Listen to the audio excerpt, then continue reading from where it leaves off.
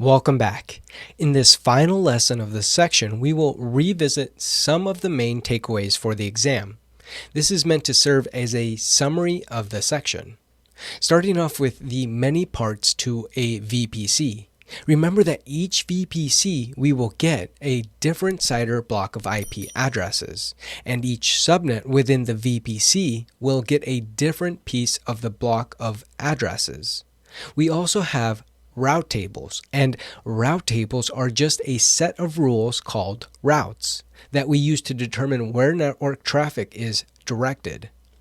Remember that NAT Gateways is an AWS managed service that provides network address translation that allows our EC2 instances in private subnets the ability to connect to the Internet Gateway.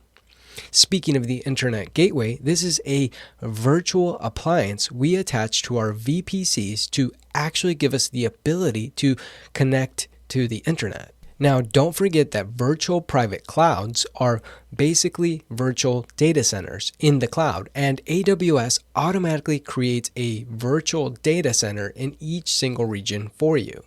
These VPCs cannot expand across regions, so they are region bound.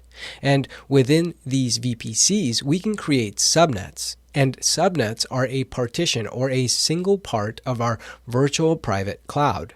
And we can create multiple VPCs within each region. Now, don't forget that our first line of defense for our resources are Network Access Control List, or network ACLs, which act as a firewall. And these firewalls are attached at the subnet level. So that means they protect our resources at the subnet level. Network ACLs can have allow and or deny rules, but these rules can only contain IP addresses. So network ACLs are stateless firewalls. Within our VPC, our second line of defense is a security group, which also acts as firewalls to control inbound and outbound traffic to our resources. With security groups, we can only have allow rules, and security groups are considered stateful firewalls. Now, VPC Flow logs is a feature that gives us the ability to capture information about IP traffic going into and out of our network interfaces in our VPC. We can publish this information to CloudWatch logs or to Amazon S3 buckets. Now, VPC peering gives you the ability to create a network connection between two VPCs, and this would enable you to route traffic between VPCs using private IPv4 or IPv6 addresses. This allows your VPCs to communicate with each other as if they were in the same network. Don't forget about site-to-site VPNs, and this type of connection goes through the public internet in an encrypted format.